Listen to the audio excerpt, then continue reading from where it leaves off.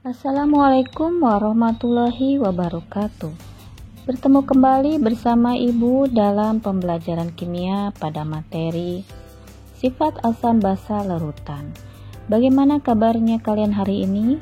Semoga kalian selalu dalam keadaan sehat walafiat dan tetap semangat dalam belajarnya ya. Nah, sebelum kita mulai pembelajaran, alangkah baiknya kita berdoa terlebih dahulu. A'udzubillahi minasyaitonirrajim. Bismillahirrahmanirrahim. Rabbi zidni ilman warzuqni fahma. Ya Allah, tambahkanlah kepadaku ilmu dan berilah aku karunia untuk dapat memahaminya.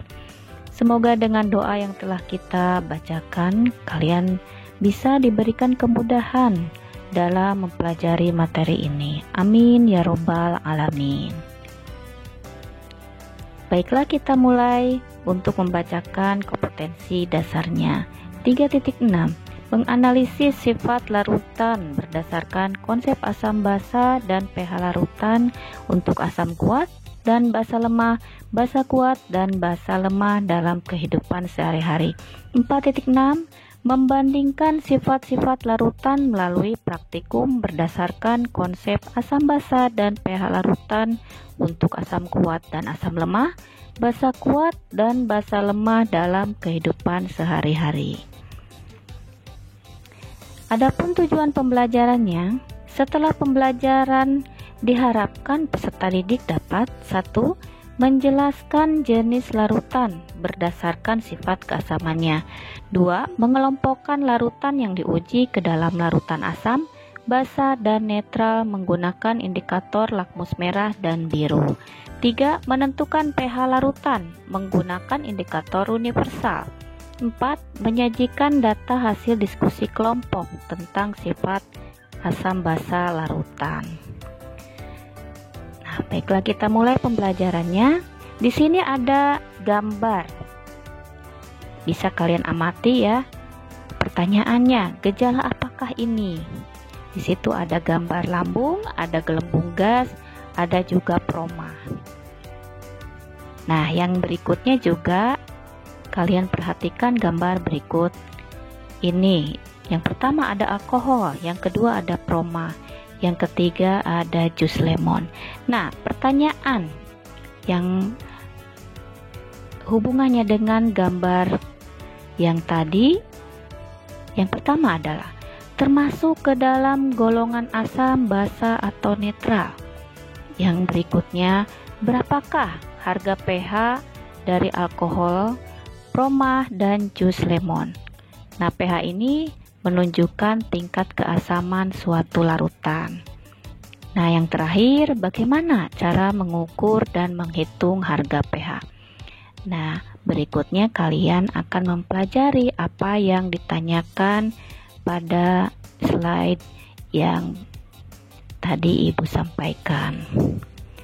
Baiklah anak-anakku, kita akan bahas untuk bagian A terlebih dahulu.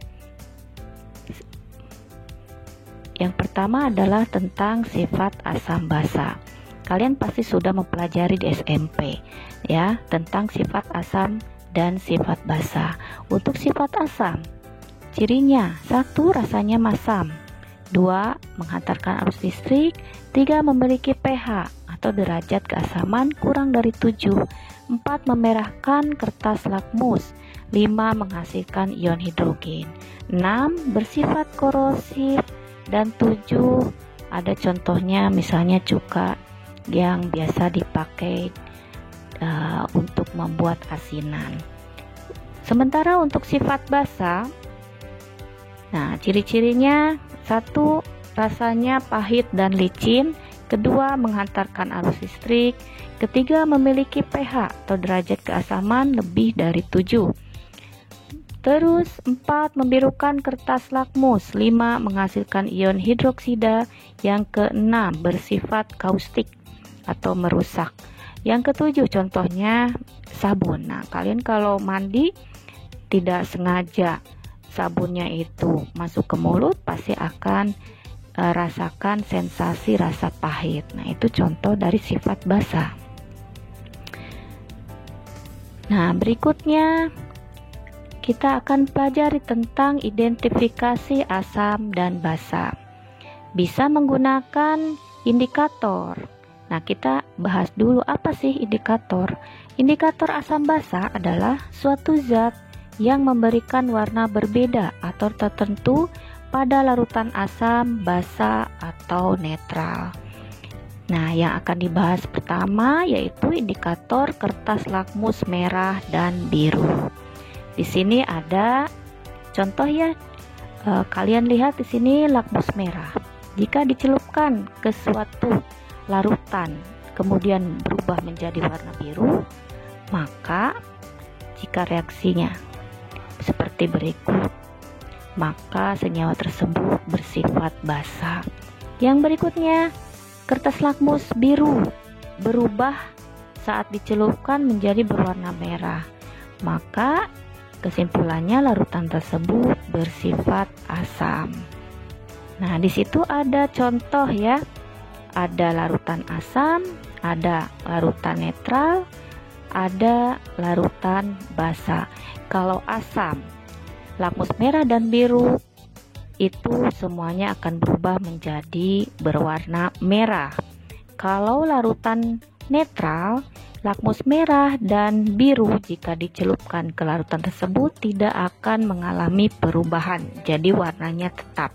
Sementara larutan basa, jika ada kertas lakmus merah dan biru dicelupkan, maka kedua lakmus tersebut akan berubah warnanya menjadi berwarna biru. Bisa kalian pahami ya? Nah, nanti dipraktikkan dalam pembelajaran tatap muka. Baiklah, kita bahas indikator yang kedua yaitu indikator asam basa. Ini biasanya terdapat di laboratorium yang termasuk indikator asam basa. Nah, contoh di sini yang akan dijelaskan indikator fenolftalin, bromtimol biru, metil merah, dan metil jingga. Nah, indikator-indikator ini akan memiliki warna tertentu jika dimasukkan ke dalam larutan asam, larutan basa, atau larutan netral. Contoh, fenolftalin jika dimasukkan ke dalam larutan asam maka tidak akan berwarna. Jadi sifatnya tidak berwarna. Tapi jika dicampurkan dengan larutan basa, maka akan menghasilkan warna merah muda. Dan jika dimasukkan ke dalam larutan netral, maka tidak berwarna. Sementara bromtimol biru, jika dicampurkan dengan larutan asam, akan menghasilkan warna kuning. Jika dicampurkan dengan larutan basa, akan menghasilkan warna biru. Jika dicampurkan dengan larutan netral, akan menghasilkan warna biru. Untuk metil merah, jika bercampur dengan larutan asam berwarna merah, jika dengan basa berwarna kuning, jika dengan netral berwarna kuning. Nah, untuk metil jingga dengan larutan asam berwarna merah, dengan larutan basa berwarna kuning, dengan larutan netral berwarna kuning. Yang ketiga yaitu indikator alam. Nah, berarti ini indikator yang ada dalam alam sekitar ya. Biasanya di sini ada dari bunga, ada juga dari rempah-rempah. Nah, contohnya misalnya kalau dari bunga-bunga, bunga sepatu, bunga bougainville, dan kulit manggis. Ini ciri-cirinya itu bahan alamnya memiliki warna. Nah, selain itu misalnya juga dari sayuran, ada kubis ungu. Dari rempah misalnya kunyit. Terus ada juga dari bunga pacar air. Nah, semuanya memiliki warna tertentu. Dan jika dicampurkan dengan yang asam, netral atau basa memiliki warna yang tertentu. Nah, bagian yang ketiga, kalian akan mempelajari tentang pH larutan dan cara pengukuran pH larutan. Nah, kita bahas dulu apa sih pH larutan. Nah, pH larutan adalah menyatakan derajat atau tingkat keasaman larutan. Nilai pH. Nah, cara untuk menghitung larutan asam itu dengan cara rumus pH sama dengan negatif log ion H+. Larutan basa, cara untuk menentukan pOH-nya sama dengan negatif log OH-. Nah, rumusan ini kalian akan pelajari di materi setelah materi ini. Jadi menentukan nilai pH dalam perhitungan keasaman larutan.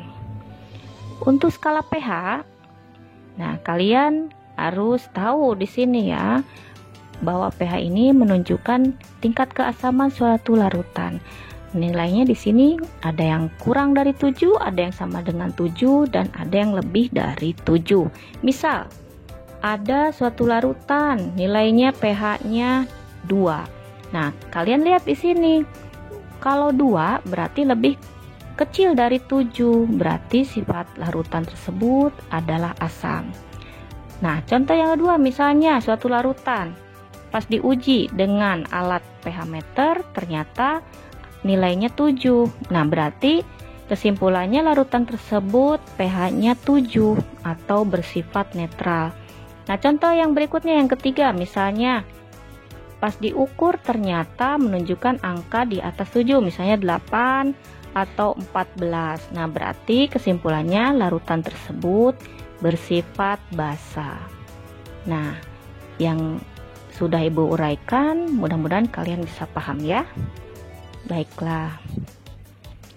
Di sini ada cara untuk pengukuran pH dari larutan indikator. Nah, di sini ada warna-warna ya, banyak sekali warna. Di sini contohnya ada warna kuning. Nah, kuning di larutan indikator menunjukkan pH 6.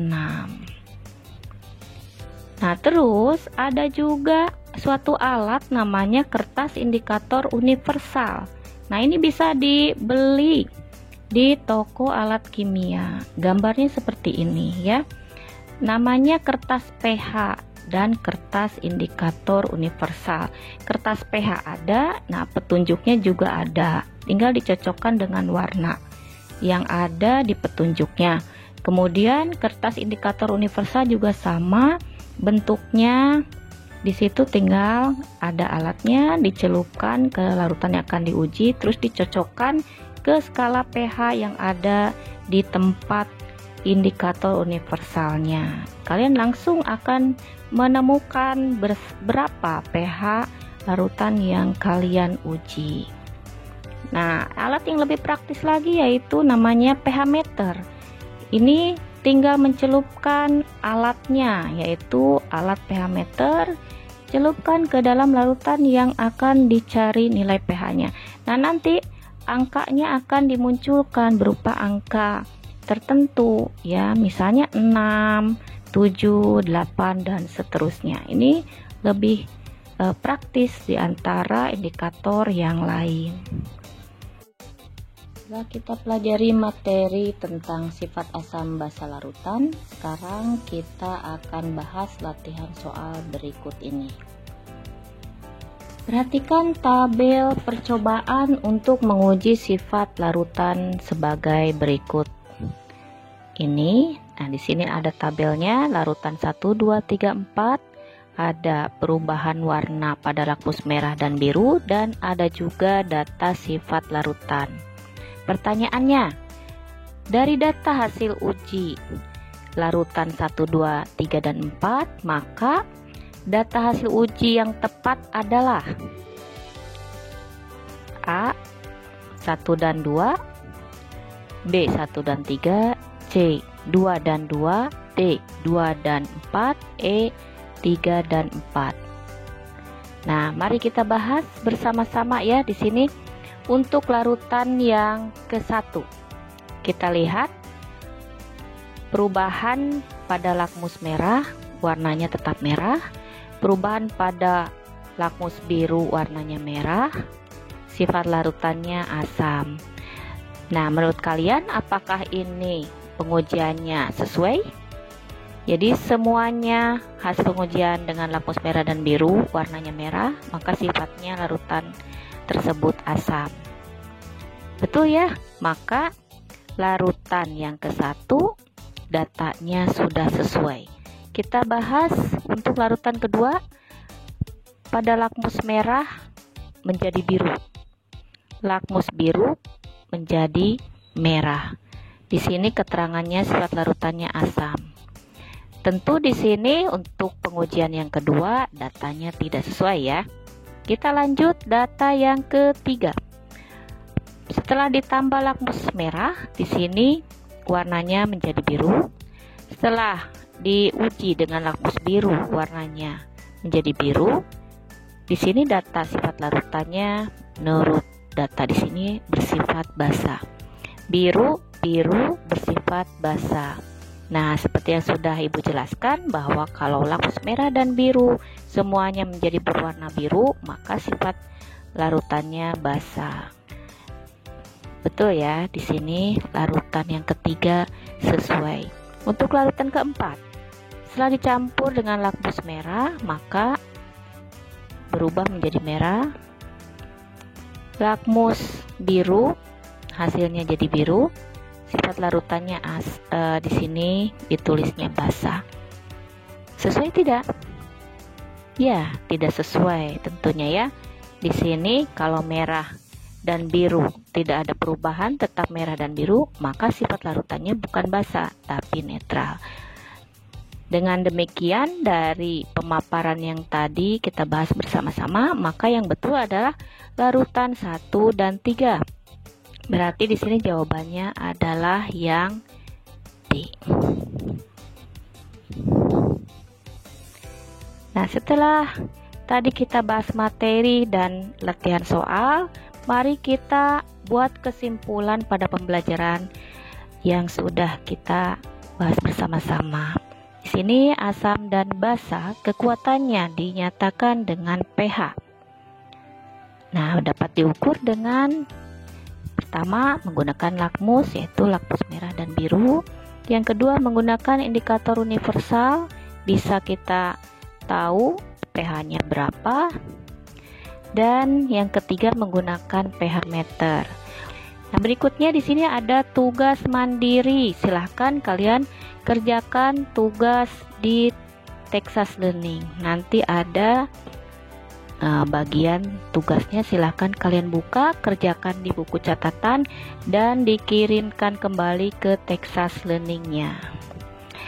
Demikian pemaparan dari materi yang sudah Ibu sampaikan. Terima kasih atas perhatian, kalian sudah mempelajarinya, semoga bermanfaat. Dan akhir kata, mari kita baca hamdalah bersama-sama. Alhamdulillahirabbil alamin. Sekian dari Ibu. Assalamualaikum warahmatullahi wabarakatuh.